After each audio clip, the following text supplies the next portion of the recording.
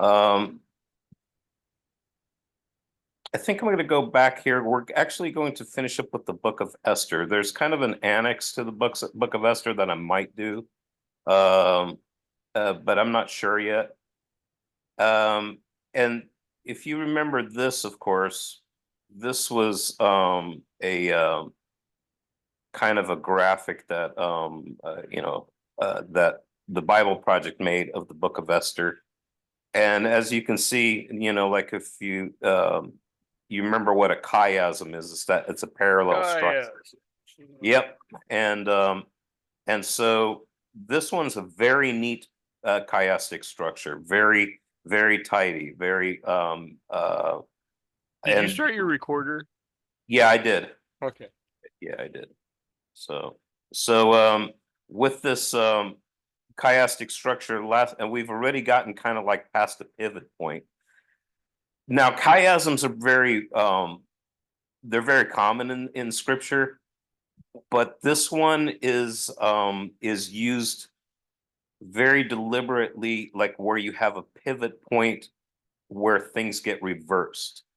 So sometimes you have a chiasm that, you have a parallel structure, but it doesn't really like show, they're parallels, but it's not like a reversal type of thing. Here, it's very much where you have the parallel on the opposite side of the thing that happens in story before the pivot point, but where it's comparative, but it's also a contrast. In other words, kind of the opposite thing is happening.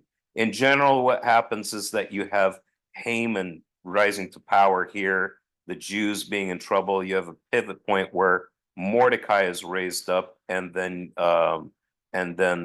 Haman's demise. So if you look here, you've right next to the pivot point, you have a banquet right before and right after that.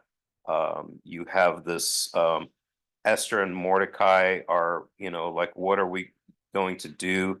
And then at the, across from that, you have, oh, here's what we're going to do. They're going to reverse the decree. You have Haman building a gallows or a place to impale Mordecai before the banquet. Then after the banquet, he's hung on his own gallows, or skewered on his own pole. Uh, those sorts of things. But one of the things that I want to get through is that this story is specifically about a great reversal. In other words, you could say you could say that it goes from what the enemy meant for evil in the first half, you see God turning to good in the second half. And so really what happens is that the things that Mordecai and the enemies of the Jews want to do to the Jews in the first half, all of a sudden it gets turned on its head and it comes against them, specifically Haman. So that's kind of the main thing. That's kind of like a good intro to this. And by the way, where we're going to get through on this today is the last couple of chapters in the book, where things are going to kind of wrap up. So let me see, how do I get this off? Um, okay, stop that share and start a new one where the PowerPoint is.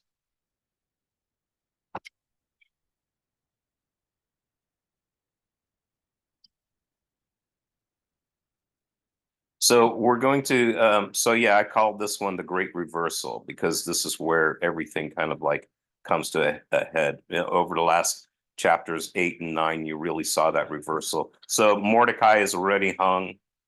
He's already dead. They've already reversed the decree. Now, instead of Haman being lifted up, now Mordecai is lifted up. And we're going to get into their victory, and also the where they start the Feast of Purim at. Purim is still celebrated to today.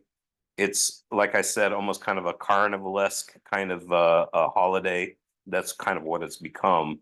I don't know what it was meant to be really, but it's yeah, it's almost like a Halloween. It's also looks like a Mardi Gras or something like that. nowadays. It's also very, like in Israel, it's turned into like one of the biggest LGBTQ kind of holidays too. So, the book itself is full of like sex and partying and drinking and eating, and it's still kind of like that today. So it's kind of a strange book. In fact, it was, yeah, the Book of Esther wasn't really even, it was a little bit controversial to even include it in the Tanakh. It was there in the Septuagint, which is why Christians have it. And But the Jews have it too. And the other thing, of course, is that God is never mentioned. You don't have any visions, you don't have any prophecies. And it's kind of nice to have a book that way because a lot of our lives are kind of lived without really hearing directly from God. But then when you look back at the things that actually happened, you were there, you see God there. Now, in the Septuagint, it's a little bit different because there are parts that are in the Septuagint where, say Mordecai has a vision. I'm actually going to read the vision at the end of this. And there's other parts where God is mentioned. And it's sort of nice to, I guess, to read it both versions, because in one, it kind of reflects that, a lot of times you don't hear God or you don't hear from God. But it's also nice to hear it in the version where God is explicitly in action and that's being stated. But we'll get there. So this is a carryover from last week, and it's from chapter 8, there near the end, and in 8:17, it says, many people of the country declared themselves Jews. Now, this is after they've gone and they've started they passed a law that the Jews can fight for themselves, right? And they're going to gang together, and they're actually going to take action against anybody who was going to take action against them. Now, what we read in our Bible is from the Masoretic text, and it says they declared themselves Jews. In the Septuagint, it says also many Gentiles were circumcised and lived in the Jewish way because of their fear of the Jews. So the Masoretic text it almost makes it sound like they pretended to be Jews, whereas in the Septuagint, it's no, they joined the Jews, right? And they became Jewish. You got to remember that Israel has always been composed of the offspring of previous Jews who remained within the covenant. If you didn't remain within the covenant, you were cut off from your people. Okay, didn't matter if you were a Jew or didn't matter what your DNA was. They're not thinking in terms of DNA. If you're not participating in the people in this way, you're cut off from the people and you're out among the Gentiles. Period. But it's also composed of those who joined them by way of covenant. So we have story after story, everybody from Rahab the harlot to the people who came out of Egypt, who were actually Egyptian, and other races who joined Israel. And it wasn't so much of what your DNA was. It's always been about who you have a covenant with. You can join these people, in other words. And you have another instance of that here, where people declared themselves to be Jews, meaning they got circumcised and became Jewish and lived the Jewish way, meant you're part of Israel. And what I'm saying is that it's always been like that, and it is that way today. Gentiles have always been grafted into Israel in this way, and it's basically no different today, except for the scale at which the nations have entered Israel's covenant. And it's of course the new covenant. So it's en masse now that Gentiles from all over the world have joined the new covenant. But it is a covenant that was made with Israel. If you read in Zechariah 13, God says, I'm going to make a new covenant with Jacob. I'm going to make a new covenant with Israel. I'm going to put my law into their hearts, et cetera, et cetera. And when Jesus presented the bread and the wine, he says, this is my blood of the new covenant. We partake of communion as part of the new covenant that God made with Israel. we are in that covenant, and we're grafted into the people of Israel, and uh, we are we're co-heirs with the commonwealth of Israel. So that whole and I say that again and again to kind of get out of our minds that there are two peoples of God. It's not that God's got one plan for Israel and one plan for the Christians. He has one covenant. The old covenant is passed away. The new covenant is here, and that's what we've entered into. And we pray for Jews en masse to come and be grafted back into the tree, where their branches that were broken off, they can easily be grafted back in, because God is able to graft them back in, and that's what we pray for. So finally, here we get to chapter 9. It says here, in the 12th month, which is in the month of Adar, on the 13th day of the same, when the king's command and edict were about to be carried out, on the very day when the enemies of the Jews hoped to gain the mastery over them, the reverse occurred. So this is a big reversal. The Jews gained mastery over those who hated them. So here you have, they try to gain mastery over the Jews, but now the Jews gain mastery over those who hated them. So it's a reversal. The Jews gathered in their cities throughout all the provinces of King Ahasuerus to lay hands on those who sought them harm, and no one could stand against them, for the fear had fallen on all the peoples. It's kind of the same sort of language that you have in Exodus, or I should say Joshua. The fear of the Lord falls on their enemies, and they're destroyed. All the officials in the provinces and the satraps and the governors and the royal agents also helped the Jews for the fear of Mordecai. So at first it was the satraps and the governors and the royal agents who feared Haman. Now Haman's dead and Mordecai is raised up. And so now they have a respect for Mordecai, and they're actually helping the Jews. So they are no longer the ones who are sort of, telling everybody go kill these Jews. They're actually fighting along with the Jews, and they help them, probably like in terms of political moves and those sorts of things. For Mordecai was great in the king's house, and his fame spread throughout all the provinces. For the man Mordecai grew more and more powerful. This term here, the man Mordecai, it sounds like the man Moses.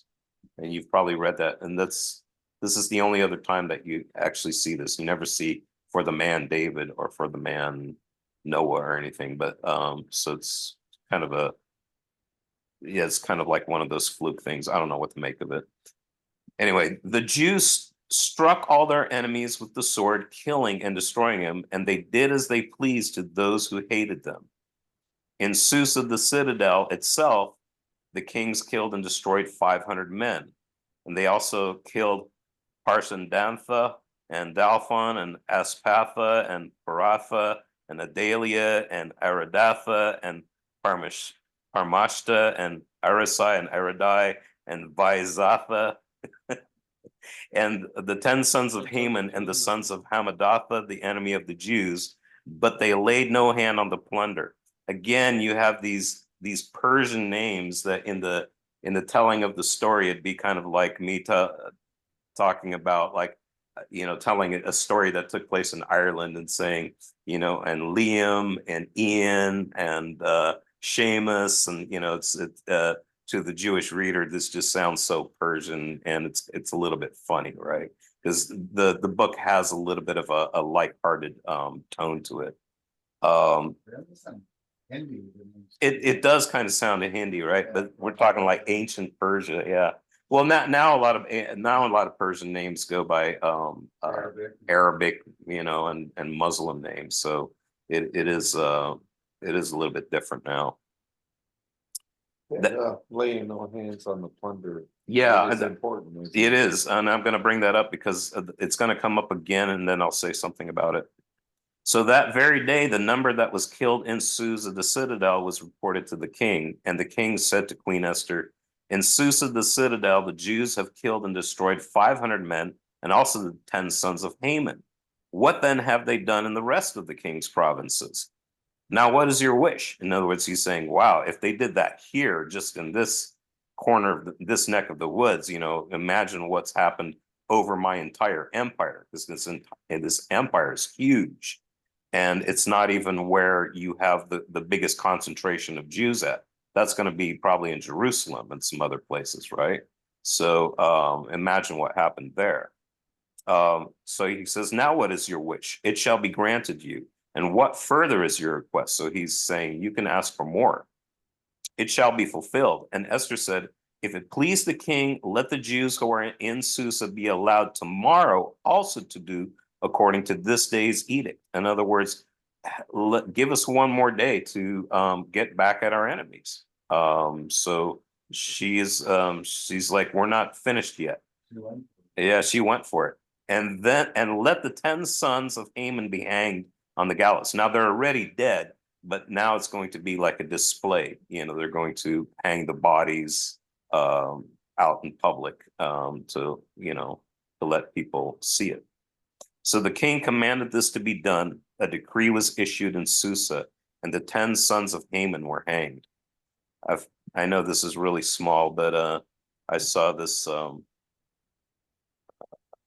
picture. This is from some Jewish book. It's in Hebrew, but you see their heads up here put on skewers, and then their bodies are hung from a pole. So weird. It looks like there's heads without faces though on the bodies. Yeah. So like, I don't know what's up with that. Faces, heads. Right. But this is kind of a carving in stone, of what the way that the Persians actually hung their people, and it was basically impalement. So here you see them, it looks like they're impaled through the front, through the chest, and it comes out their, between their shoulders probably, or it's just on the inside of them. I always thought it was right between the legs. That's what I had always thought. Yeah. I think that was that was a thing too, but I don't.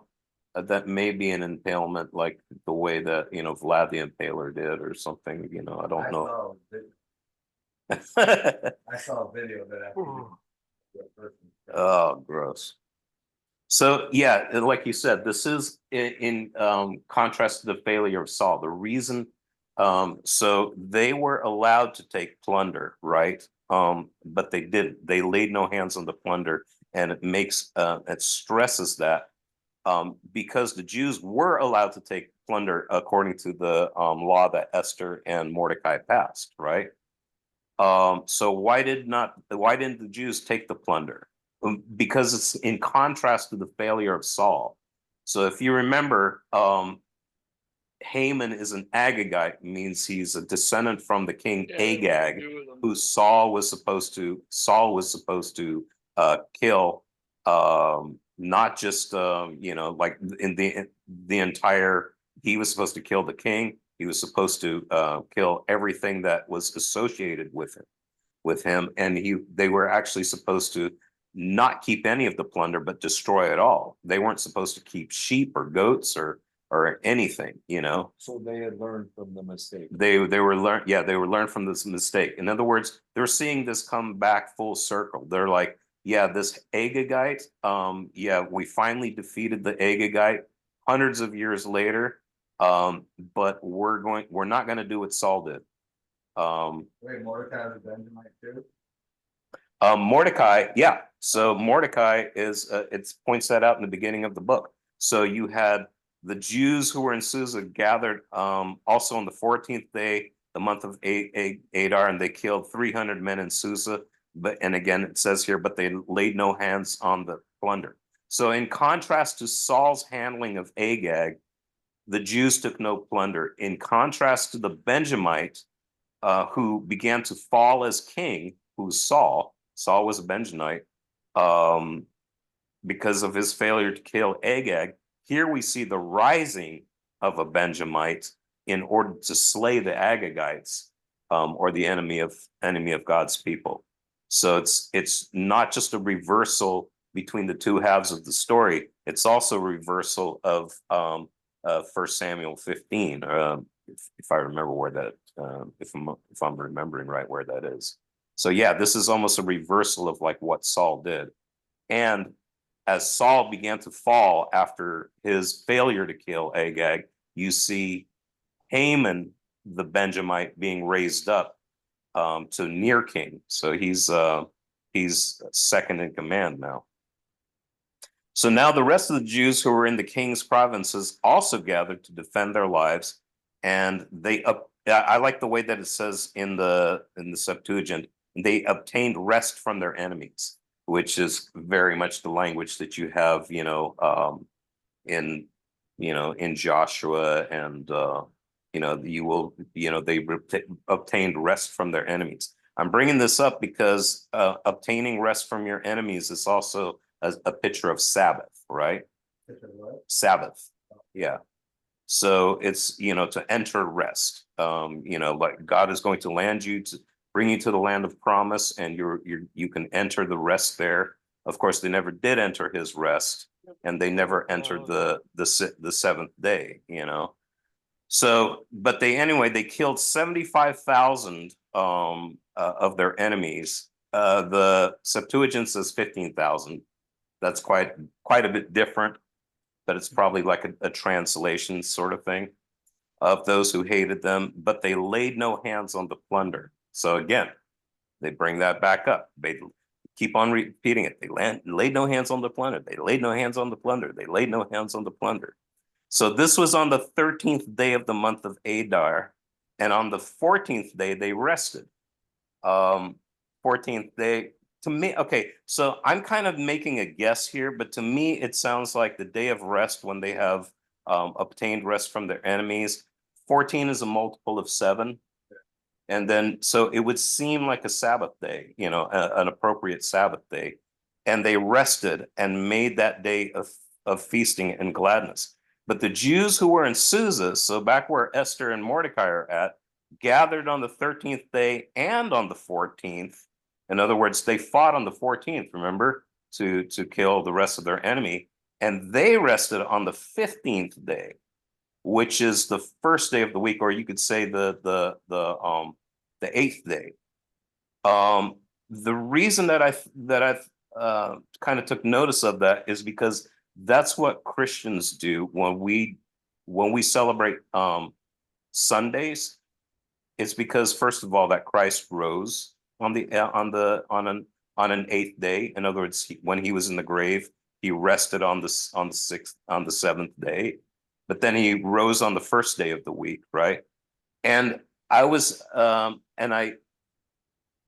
is in rabbinic tradition, there's some rabbis who said when the Messiah comes, we will no longer celebrate on the 7th day, but we will celebrate on the first day or on the 8th day. It also says that in something like that in Jubilees, right? Because it's a new beginning, it's a new week, it's a brand new start.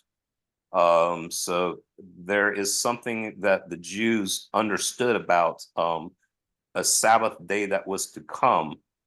In other words, an 8th day that was open for that was going to be the start of a brand new week or a brand new day for God's people, but we celebrate that like it was a Sabbath. Therefore, the Jews of the villages who live in the rural towns hold the 4th day of the month of Adar as a day for gladness and feasting, as a holiday, and as a day on which they send gifts of food to one another. And Mordecai recorded these things and sent letters to all the Jews who were in all the provinces of King Ahasuerus, both near and far, obliging them to keep the 14th day of the month of Adar and also the 15th day of the same, year by year. And as the days on which the Jews got relief or had rest from their enemies, and as the month had been turned for them from sorrow into gladness, and from mourning into a holiday, that they should make them days of feasting and gladness, days for sending gifts of food to one another and gifts to the poor. Sorrow into doubt. Yeah, turn to sorrow into gladness, turn to mourning into joy. Well, so the Jews accepted what they had started to do and what Mordecai had written for them. For Haman the Agagite, the son of Hammedatha, the enemy of all the Jews, had plotted against the Jews to destroy them, and had cast pure, that is, cast lots, to crush and destroy them. But when it came before the king, he gave orders in writing that his evil plan that he had devised against the Jews should return on his own head, and that he and his son should be hanged on the gallows. I like this returned on his own head thing. It's kind of like digging a pit for your enemy and you fall in it. Yeah, you dug a pit for but it's also brings up conjures up images of crushing the head of the serpent, right? Mhm. And I like this painting right here. Yeah, Pretty cool. yeah, That'd be a it's- cool shirt. yeah, I like this. Yeah, I think there are shirts. I think he does sell shirts. So the account is called Full of Eyes. He does a copious amount of paintings. Yeah, he's got tons of and they're really cool. Yeah. And so here, if you see it, it's the nail that goes through Jesus's feet when he's being nailed to the cross is also the thing that crushes the serpent's head. As it's biting his ankle. Yeah, as he's biting his ankle. He'll strike at the heel, but his head will be crushed in the process. This is an already but not yet kind of thing.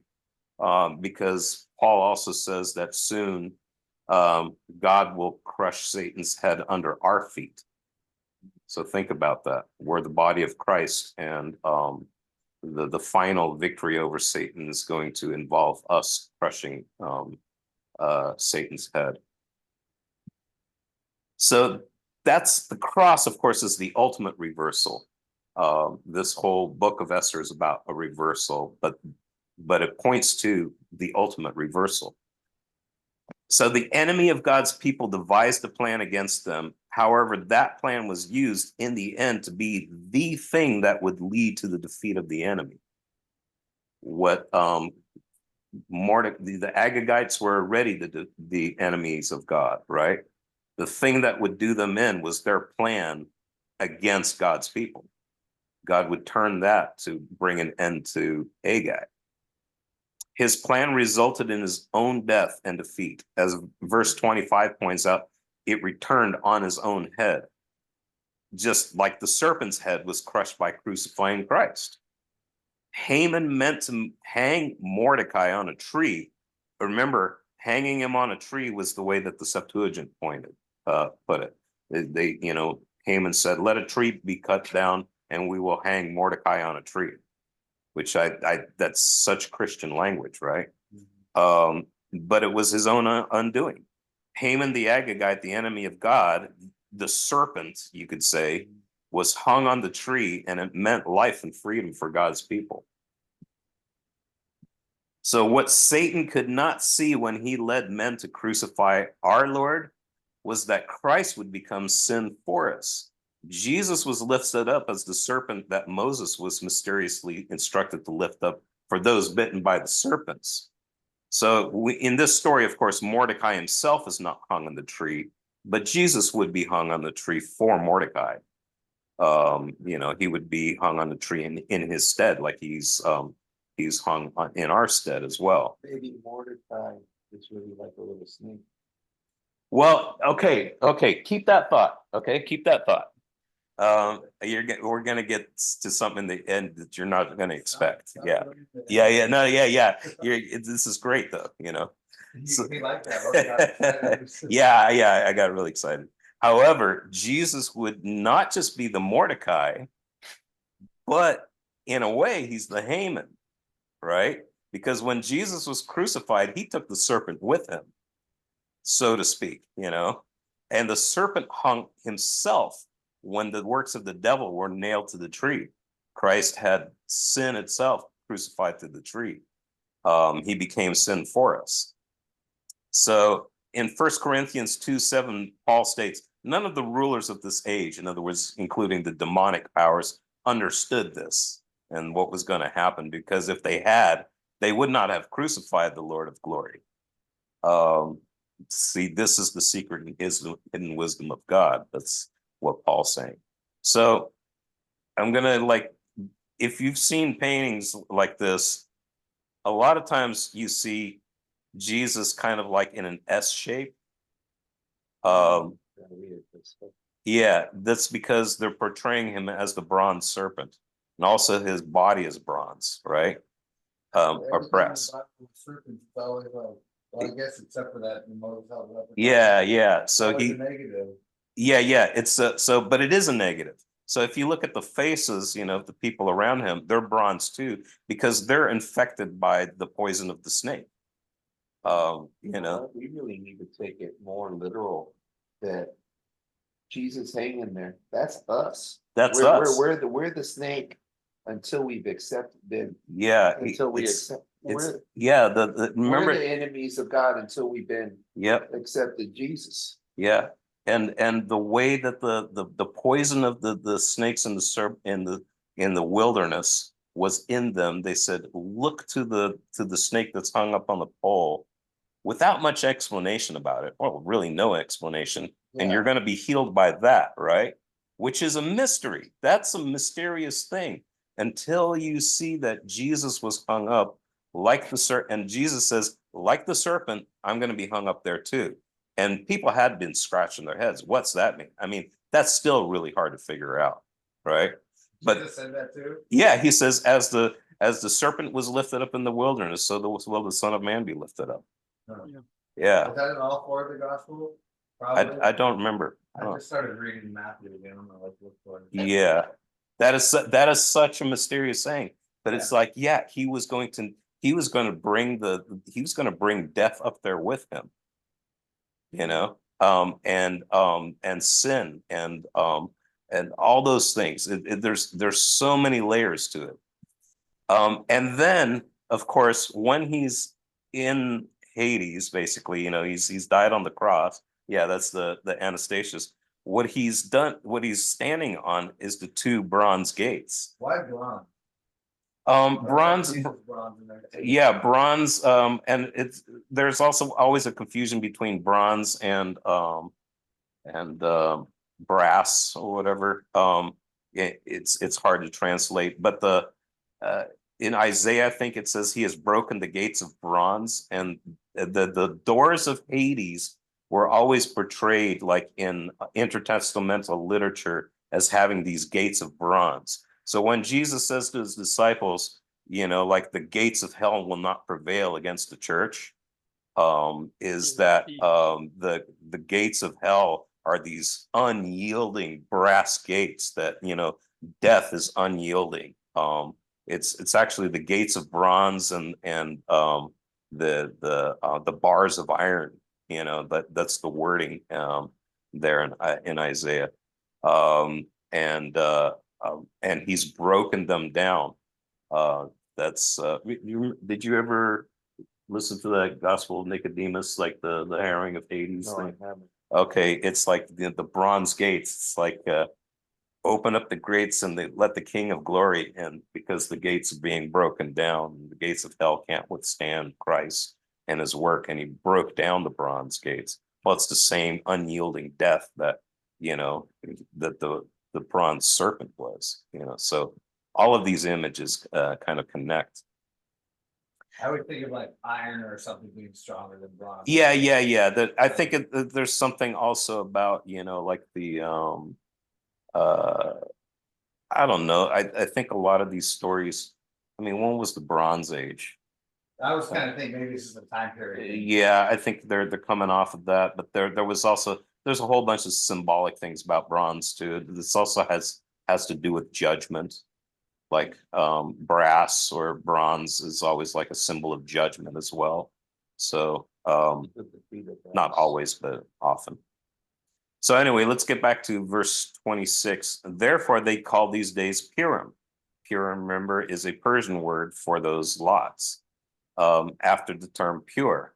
Therefore, because of all that was written in this letter and what they had faced in this matter and of what had happened to them, the Jews firmly obligated themselves and their offspring and all who joined them. I like that. They obligated themselves and their offspring and all who joined them that without fail they should keep these 2 days according to what was written and at the time appointed every year, that these days should be remembered and be kept throughout every generation in every clan, province, and city, and that these days of Purim should never fall into disuse among the Jews. I don't know if that's been kept. Is that something we should be celebrating? I don't know. I don't know. It's funny. I don't think so. I think, should we remember when God delivers his people? Sure. Like. Yeah. But when I was in Israel, they're wearing Spider-Man costumes and cowboy hats, and they thought sombreros were pirate hats. I saw several people with sombreros on, and I said, what is that? Were you here for when you talked about, the celebration being kind of like Mardi Gras? Yeah, to me, how I saw it was like, more like, kind of like Halloween, like parents are taking their kids and they go to people's houses and they give them candies and stuff. Oh. But I thought it was so funny is the sombreros, and I asked them, what are you supposed to be? And they're like, oh, pirate, this is a pirate hat. But yeah, I was so shocked because we didn't realize we were there during that time. We're working on this bomb shelter, and I come out in the afternoon to like take a break, and a mom and her kids and the husband are walking by, and she's dressed up like Dia de los Muertos, and then the kids are Spider-Man, and I was like, what is going on? Yeah, that's funny. Nor should be the commemoration of these days cease among their descendants. So I like this line right here, because even though the Masoretic text doesn't let you know that they declared themselves Jews, this kind of tells you in what context that is in here too, that the Jews firmly obligated themselves and their offspring. So it's their offspring, like, and all who joined them. So the people who joined them. And later on, people like me would join them. Then Queen Esther, the daughter of Abihail, and Mordecai, the Jew, gave full written authority confirming the second letter about Purim. Letters were sent to all the Jews to the 127 provinces of the king Ahasuerus in the words of peace and truth. A lot of the reason this is so repetitive, it sounds like the beginning of the story, is because it is kind of a mirror of the beginning of the story. Yeah, it's that chiasm. That these days of Purim should be observed, and that their appointed seasons, as Mordecai the Jew and Queen Esther obligated them, and as they had obligated themselves and their offspring, with regards to their fasts and their lamenting. I don't know why I highlighted that. The command of Esther confirmed these practices of Purim, and it was recorded in writing. So chapter 10 is really short. It says, King Ahasuerus imposed a tax on the land and on the coastlands of the sea. I thought this was a happy ending, but it's always got to be some tax, right? Just like Pharaoh. Yeah, Always got to be one. It's always got. Well, it's funny because like you have these, you have like Joseph who saves everybody, and so it's kind of like impose a tax. So it's not really seen as a bad thing, like in a lot of these stories. And all the acts of his power and might, and the full account of the high honor of Mordecai, to which the king advanced him, are they not written in the book of the Chronicles of the Medes and Persians? That sounds so. You read the Old Testament and all the other things that these kings did. Are they not written in the Chronicles of the Kings? Always talking about Israel, right? But this time you have, are they not written in the book of the Chronicles of the Kings of Media and Persia? Yeah, because Chronicles and Kings is always saying that. And is it the book of Samuel? All three of those are always saying that about. Yeah, right? Yeah, they're like, because a lot of the stories, they, yeah. Or they always say in the book of Jasher. There's not written of in the book of Jasher. Oh yeah. For Mordecai and the Jew was second in rank to King Ahasuerus, just like just like so many of these stories, like Joseph, like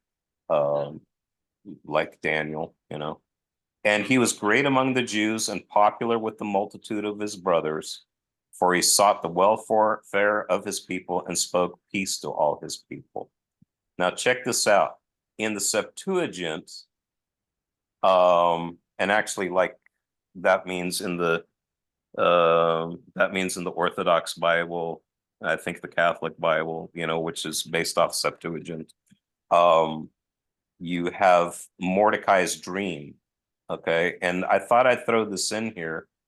And this sounds a little bit different. To me, it feels like an addition, but it could also be a subtraction, that it was taken out later. I don't know. The Jews didn't like the Septuagint after the Christians glommed onto it. So they're like, no, Septuagint got looked at like a Christian book by the year 200. And so they were like, well, no, we gotta narrow it down to the like the Ketuvim. Actually, if you look at the way the Septuagint is laid out, is exactly the way we lay out our Bibles with the What's the last one you said? Ketuvim? What is that again? not Ketuvim, I'm sorry, the Tanakh. The Tanakh. Ketuvim's the last part. That's the last part of the Tanakh. It's Torah, Nevi'im, and Ketuvim. So anyway, here's Mordecai's dream. In the second year and I'm skipping some parts of the dream because a bunch of names and stuff. In the second year of Ahasuerus, Mordecai had a dream, and this was his dream: noises and confusion, thunders and earthquake, tumult on the earth. Then 2 dragons came forward, both ready to fight, and they roared terribly. At their roaring, every nation prepared for a war to fight against the righteous nation. It was a day of darkness and gloom and tribulation and distress and affliction and a great tumult on the earth. I like this whole day of darkness kind of thing because, and part of it is like, the sun, like when it gets turned around, the sun's going to come out, but again, it gives you that sort of like, I keep on telling people, like when you see the blood and the moon and, stars and it's figurative language, guys. It's not. It's already or not yet? No, this is the dream he has about what happened there under, like in the story of Esther. So the beginning of the story, he has this dream. He hears all this thunders and earthquake, right? There were no thunders and earthquake mentioned in the book of Esther, but this is that apocalyptic language, right? That's why I was wondering if Yeah. it wasn't. Yes, Yeah, it did happen, but Yeah. Well, this is specifically about Esther, and maybe you could look at it and not yet later. We'll talk in the coming weeks about a already not yet thing about this book, or not this book, but this it is Ezekiel 38 and 39, which I think is about this war. There, I let the cat out of the bag. Anyway, then 2 dragons came forward, and they're both ready to fight.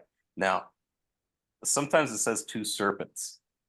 Okay, at the end of the story in the Orthodox Bible says 2 serpents, and he describes who the 2 serpents are. Okay, this is why you're saying, Mordecai is one serpent. Yeah, okay, yeah. Oh, it's actually going to come. It's going to come to that. Yeah. So, and C goes, and the whole righteous nation was troubled. They feared the evils that threatened them and were ready to perish. Then they cried out to God, and at their outcry, as though from a tiny spring, there came a great river with abundant water. Light came, and the sun rose, and the lowly were exalted and devoured those held in honor. That was his prophetic dream about what would happen in this book of Esther. So the Septuagint, this is like chapter what? It's chapter 1. It's like right there at the It's beginning. at the beginning. This part's at the beginning, but I'm going to read the part at the end too. Okay, because Mordecai saw this dream, what God had determined to do, and after he awoke, he had it on his mind, seeking all day to understand it in every detail. So he sees from a tiny spring there came a great river. So again, you're not looking for a literal tiny stream and a great river. Then light came and the sun arose. In other words, it had been dark because the day wouldn't shine. It's apocalyptic language. But you know what else too, though? is because you had the tiny spring and a great river. That was living water because it was moving. It wasn't like it was Yeah, in a it's pond. right. And that's kind of the same way that Ezekiel's temple has a tiny spring, coming from the throne of God and then becoming a great river. And first it's like ankle deep, then it's knee deep, then it's waist deep, and then it's this great river coming out of like Mount Zion. So all of that is apocalyptic language to let you know something.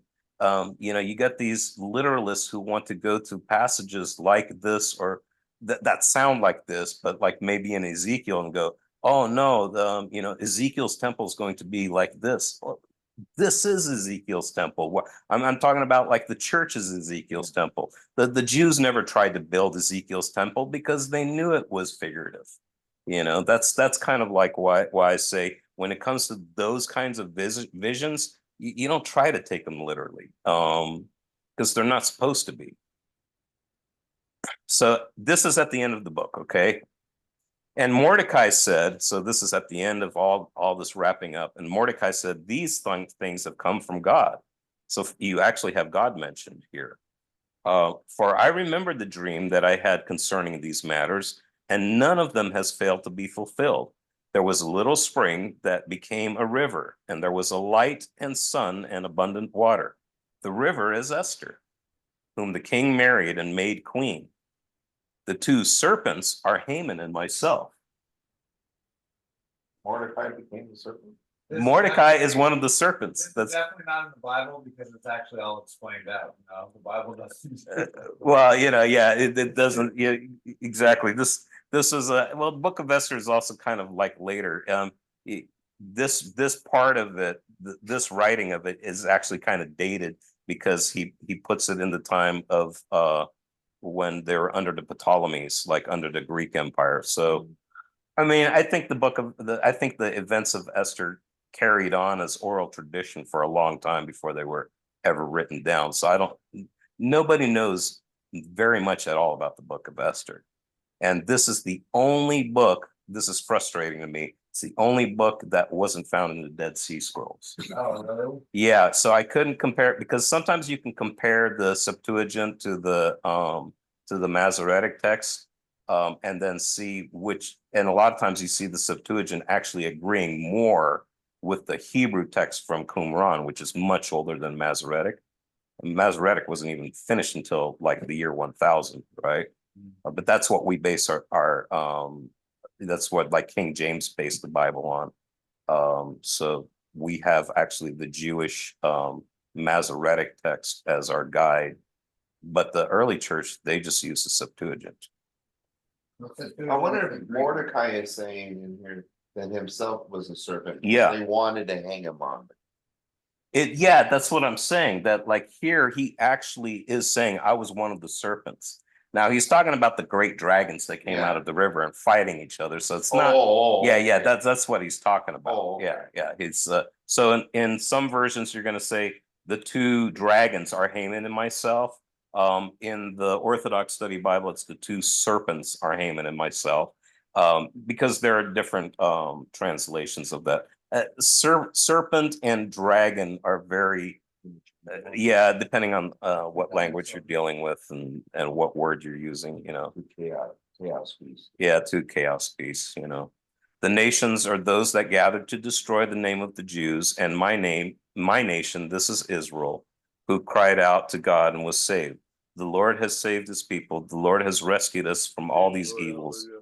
God has done great signs and wonders that have never happened among the nations. And he says, for this purpose, he made two lots. In other words, it's like, like it was Haman who had the lots cast when they would kill the Jews, right? And he says, for this purpose, God made two lots, like he made two Purim. And he says, one for the people of God and one for the nations. Not that he cast them or anything, but he's like, it's that use of, what is my lot in life, that sort of thing.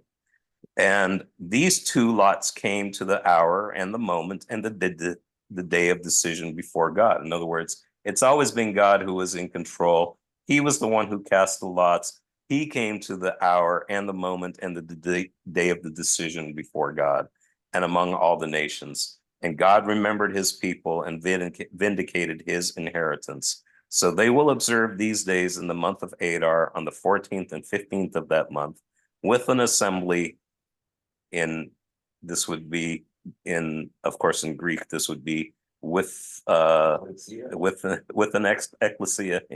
Yeah, I got to check that out, but I'm pretty sure it would be with an ecclesia or a church, and joy and gladness before God from generation to generation forever among his people Israel.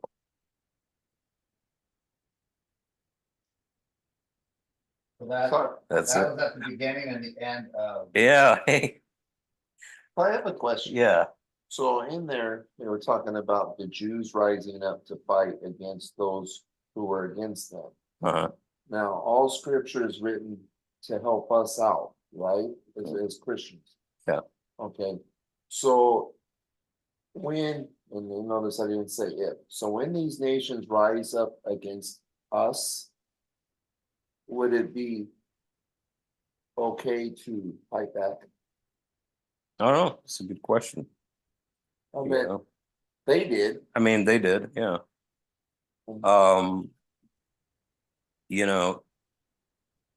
I think I think there are like plenty of times that like you could. Or do we do like the early saints when they didn't even fight, they just went to be martyred? It depends on like their situation was a little bit different, so it's hard to say. I always have a hard time deciding, like, it's one thing that they're gonna line you up and say, hey, we're killing you for your faith. Okay, whoever won't bow down to this statue, we're gonna kill. Or if it's just like a war of another country invading. Like, to me, if it's like the war thing, and like someone invades us from Canada or Mexico, and they're gonna come shoot all our wives and children, of course we fight. Yeah. But then if it comes down to like you're captured and is it like, or will you bow down to this thing? That's where I always have the distinction of, I think war is fine, but then where do you like die for God though? You know, I always have a hard time separating the two things. And I feel like if I'm ready to make that decision to die for God, well, maybe all these little kids that live in my street aren't, you know, like I should protect them. But then we look at like Stephen though, being stoned, he didn't pick up a rock and throw it back, you know, God forgive them for what they did, they don't know what they're doing. Well, maybe he was Those were also like his Jesus. countrymen. Maybe it was also like Jesus only wanted me, and it's like 100%. What am I gonna do? Well, yeah, and also those are his countrymen. You know, he's not like gonna, start like some Christian uprising against the Jews. Mhm. You know, so I know that like at the end, that Christ returns because of in response to persecution of the saints. I think I'm really kind of like I really do see like an antichrist figure coming in the future, and there's not going to be much to do but hide yourself in holes and resist if you have to. Hope you have the strength to run, and all those kinds of things, so but yeah, here and even in this story, it wasn't just that the Jews decided to fight. It's that they had authority like given to them by the king and say you're going, but on the other hand also like Esther and Mordecai wrote these laws, said, and they were allowed to defend themselves. So so I think there's like a lot there, that you can go back and forth on. These are just thoughts that were crossing my mind. No, I know, yeah. So I always know there's things that you have the obvious stuff, but there's a lot of things hidden. Yeah. You know what I mean? Yeah, Esther's kind of like Esther's an interesting story because it's almost unique in a way. Like you had Israel fighting their enemies, actually being the invaders, early on. Canaan, and there is a lot of things that are ugly. There's things that you can't just say like based on what God had happen or what God actually instructed them to do, that is just kind of like that it's totally okay. It's kind of like you're always, like this is a fallen world and we're always dealing in shades of gray. It's like what's necessary sometimes, but it's not like a thing where it's a clean slate. David had to fight. David had to do the thing, but he had blood on his hands. It's not a perfect world, and God doesn't treat it as a perfect world or that he's even perfect because of the things that he did on behalf of God. But David still had his morals because of David, because of like even with Saul, he had certain rules that he played by. Yeah. And he wouldn't deviate from them. He says, I can't do this because you're anointed from God. Yeah. But even there, you're thinking, well, God has appointed you, David, to be king, and you kind of have the authority to do it, seems like. He was still waiting for God. But David he was waiting for smarter God's. than a lot of us. I know everything about this because I just rewatched the Richard Gere movie from 1985 about King David. That was totally 100% biblically accurate. Because Hollywood does their research about the Bible. I just watched that. I haven't. Yeah, right. Yeah, them and the History Channel. Yeah, right. Hi, everybody. Hi, There was glad some you good could join things. us. There were some good things, but I like when in the movie when Samuel killed Agag, and there was a few good things. Yeah. It's rough, like God is even the law, has a bunch of concessions in it. What? I mean, like divorce. Yeah. Well, God did that because of the hardness of your hearts. He doesn't want divorce. You're touching on something too that a lot of non-Christians and maybe even some Christians don't get. I don't know why I should never get into these things, but some atheist page on Facebook, I commented on the comment and it went on for like 2 weeks, people commenting back, but they think because it's in the Bible, that means God approved it. Well, so Christians think it's okay to have 1,000 wives? And I was like, no, Nope. God didn't say it. I was like, it's like a historical record. It's just saying things that happened. That doesn't mean they're good or bad. Yeah, not only that, but like that was explicitly said. When you have a king, he shall not gather wives, he will not gather horses. And they did. And especially Solomon. Solomon did all those things that were like everything wrong. Solomon did everything that was like prohibited by God for the king to do in So he could get wisdom in Deuteronomy. Yeah. And I think like that's I how you was learn. listening to your part today. I think of the part 2 of Esther and about killing all the Rephaim and the Nephilim. Like I think, just because God Jonah got swallowed in the fish once doesn't mean we should all go jump off the ship. Like, there's different things in the Bible that were different time periods and different this and different that, and like not everything is for all seasons either. There's like at the bottom line is the bottom line a lot of times is people's allegiance to Yahweh. So like if you have Rahab, she's a harlot, she's actually sabotaging her own city. She's a traitor to her people. There's a lot of like shady, there's a real shady side to Rahab.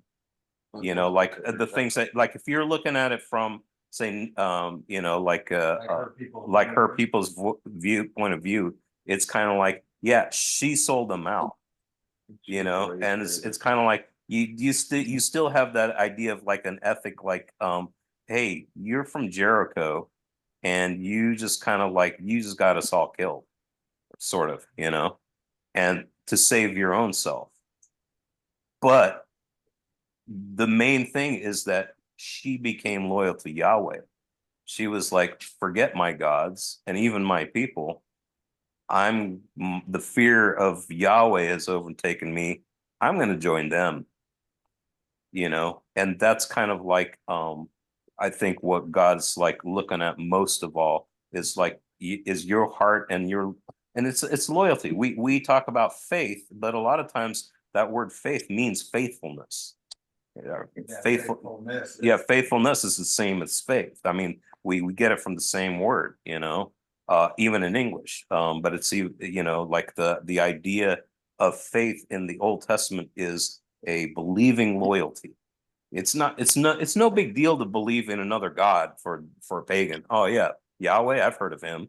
Oh, well, I've got Baal here, I've got this, it's like everybody believes in all these gods, but who are you loyal to? Yeah, you're right. It's faith is not just the belief, it's the obedience. It's It's almost like if you don't have works, your faith isn't real. yeah, right. and also, Well, yeah. well, okay, like fidelis is like the Latin word, right? Fidelis, but that's where you get the word fidelity from. It's the same as faithfulness. Like, why are those things like, and pistis, in the Greek, it's the same thing. Like where you have this idea of like loyalty and devotion and faithfulness, allegiance, wrapped in with an idea of, yeah, it's a believing loyalty, so like you can't just take the mental assent that something is true and extract that out of the idea of faith in scripture and say that's all that matters. That's like Lisa always said in that Hebrew thing, that in the Hebrew, the word faith includes action. Like, Yeah, it's not counted that you believe something unless you actually go do it. right. Like, it's interesting when you said like, something that's been a burden on my heart in the last couple of months, or maybe the last couple of years, is all the people that don't know the Lord because of their culture. Like, Yeah. oh, well, my family's all Muslim, or my family's all Jewish, or this. And I'm like, oh my gosh, God, these people are gonna go to hell because of their culture. And I always watch one, it's really interesting. Like, I watched an interview, I watched a couple of Ben Shapiro debate, or not debating, but having discussions with Christians. And he always says, well, we believe, we. I was talking to a guy last night that he goes, well, I'm indigenous and we believe. And I said, who cares about we? I told him this. I said, what do you believe? Yeah. Because he goes, well, we believe that the elements created the universe. And I said, okay, who cares about we? I'm sorry, I don't mean to be offensive, but what do you believe? Do you think that elements can create the universe? I said, I think that something outside of the elements had to create the universe, And I said, don't get all wrapped up in this we. I said, what do you think? And so like Rahab what did she believe? She wasn't willing to perish because of her culture. And I think that's cool, Yeah. because so many people, it breaks my heart, are gonna perish. Oh, well, we're Jewish. Oh, well, we're this. Oh, well, we're this. I'm like, oh God. Yeah, they get wrapped up in identity. Yeah. But it's also like, that's why God, yeah, it is a change of identity. Yeah, It is a change of identity. Yeah. Sure. You just answered a question that I had asked earlier today, like Stephen. Well, he didn't fight back. And you had mentioned it too. Mm. It's because he knew these people, and because he knew the people, he loved them. And because if we love them like Christ does, you can't fight back. It'd be like the kids next door. You know them, even though they hate you, but it's not you they hate. You know what I mean? And if you really have developed, He was calling them brothers, yeah, that's what I mean. so. So I understand now through this discussion, which is different. Yeah. It's what do you believe? What is your belief? Which is really the question everybody's gonna have to answer. So we're kind of asking it like in one sense to everybody here, in the sense it's like, do you fight back ever?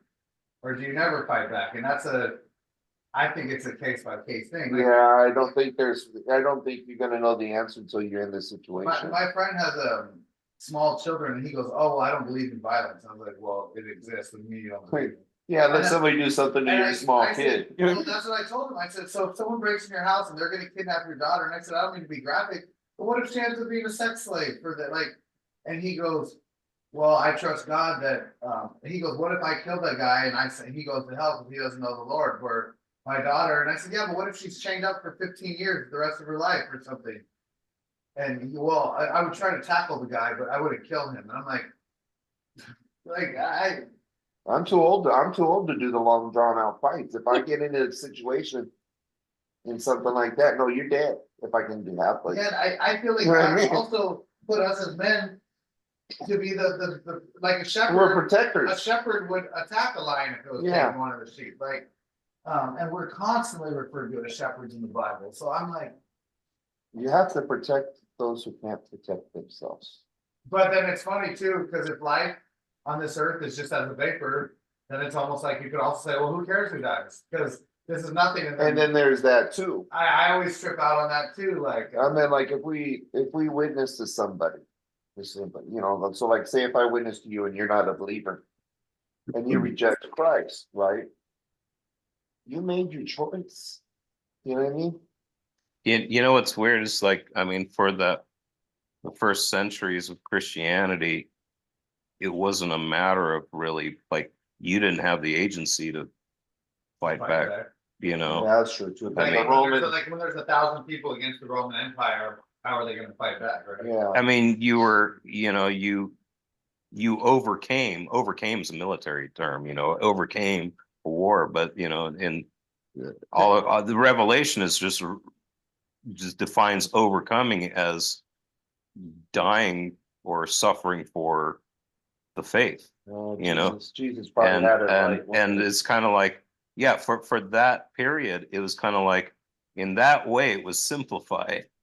You know, I think it got a lot more complicated once Christianity was not only legalized, but that it became kind of like a state religion. And then people became worried about like well, what's going to happen to us Christians as far as like our state of spiritual well-being, because we haven't even encountered this before. We've always just been persecuted, you know. And if we're persecuted, if we're living this way now and we go through a time where we're kind of in charge, or at least we're not being persecuted, the fear was that Christians were going to grow weak. And if they got persecuted again in the future, that they wouldn't be able to withstand it. They wouldn't have what it takes to withstand that kind of persecution. And that's kind of like the whole monastic movement, you know, like the idea of like monks going out and living in the desert and denying themselves a bunch of things was a reaction to like, I'm not like hiding in a hole now because I'm running from the Romans. I'm living out in the desert because I don't want to be part of the world that's going to be corrupted by all of this. So we have like this strange thing in America, like where we have the agency, and not only that, but we have like a lot of privilege, right? And the Western world was turned around. I mean, the Eastern world wasn't as turned around. You know, I mean, they've suffered a lot of persecution.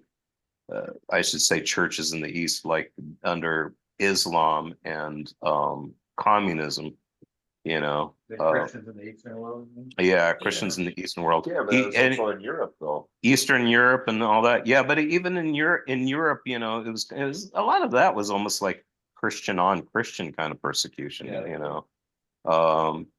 Yeah, it's but there it became like, well, we're gonna go to war over this, and you know, this we're gonna take up arms and we're gonna go destroy. You know, it was much different, right? You know, So then there's our But then- answer. It's because, well, but then at the end, what good comes of it? Yeah, it's so it becomes more complicated because then you get like political power mixed into it, and it's kind of like, yeah, it on one hand, it's great that Christians aren't being persecuted.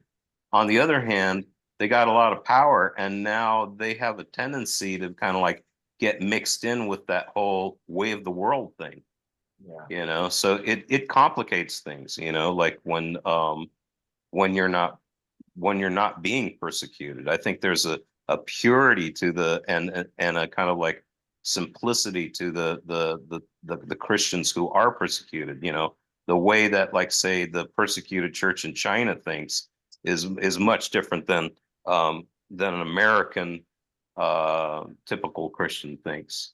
In fact, even in China, they pray for American Christians to be persecuted.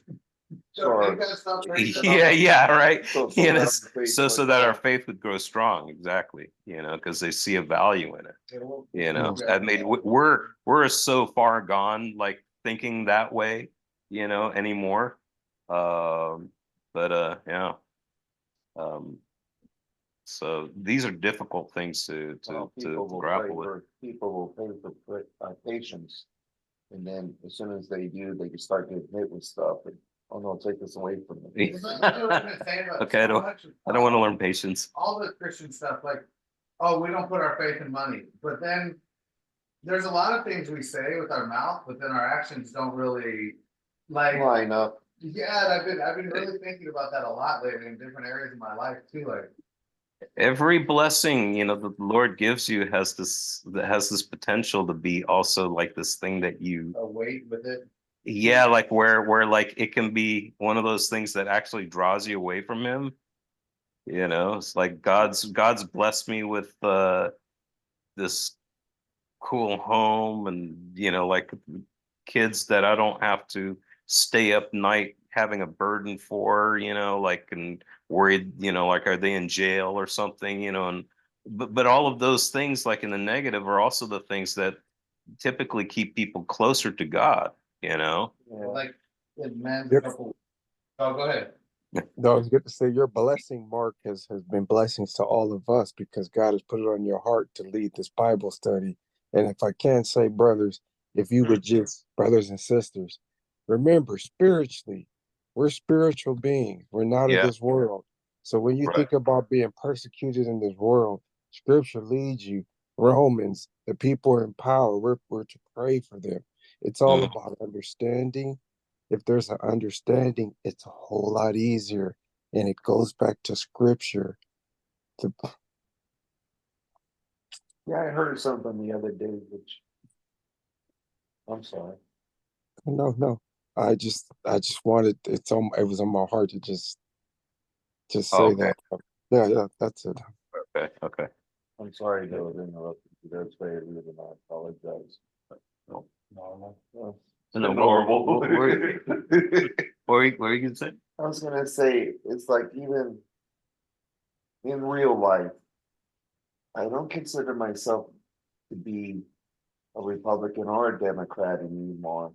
And I had heard this term that I heard years ago, but I forgot about it. I think I'm beginning to become a theocrat, whereas we vote more for Theocrat. where we put God first, and we vote that way rather than party lines. But I always tell people when they try to get me wrapped up in political stuff, I said, I don't care about politics, I care about morals.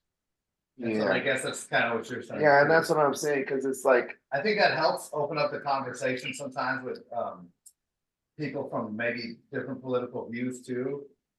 Is when you say it that way, you kind of give yourself, they'll listen to you maybe more than if you're just like, hey, I'm this or I'm that, you know? yeah, because it puts the lines of so much from where they were when I was younger. When I was Oh, yeah. your age, they were different than what they are now. Like JFK wouldn't even be a Democrat now, he would be a Republican, even if he did. Probably, all the same stuff. probably.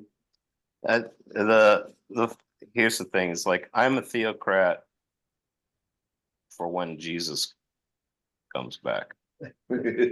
You know, other than that, it's kind of like I don't trust any Christian to run a theocracy. No. Because Romans. I don't trust any man to run a theocracy any more than I trust a man to run any kind of other system. You know, it's kind of like Yeah, where I flawed. think that I almost feel like sometimes that we have to exhaust every possible solution that man can come up with. Just so that we can see that we really need Jesus to come back. You know, there's for sure better way. There's bad ways to run things and there's worse ways to run things.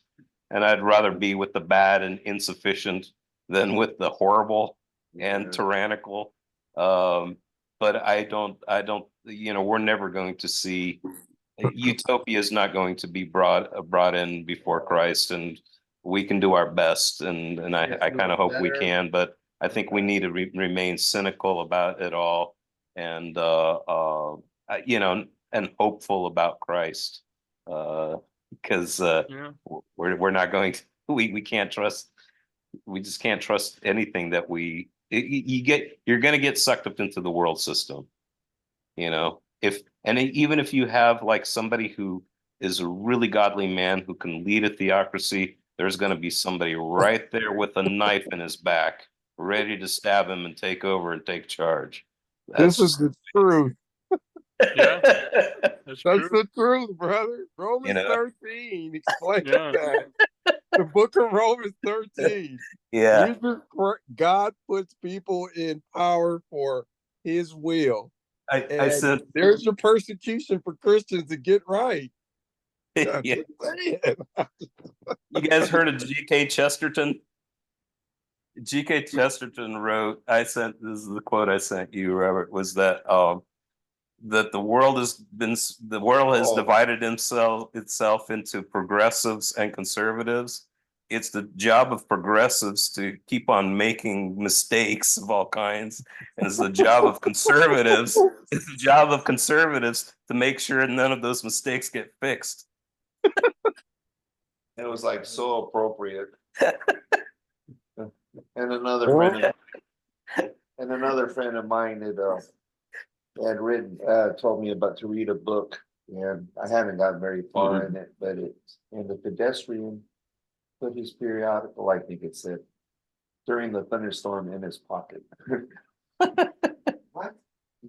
The pedestrian put his book in his pocket during the thunderstorm.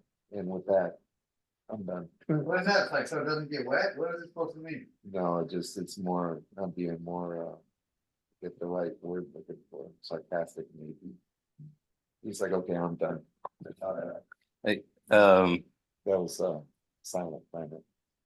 Like the first opening lines. oh, Okay. Okay. I got it right here. Can I tell you guys something I did last weekend that was No. sadly, it was sadly eye-opening to me. I went straight. let me stop Oh, yeah. recording. Let me stop. I better. It kind of almost I'm just gonna stop recording.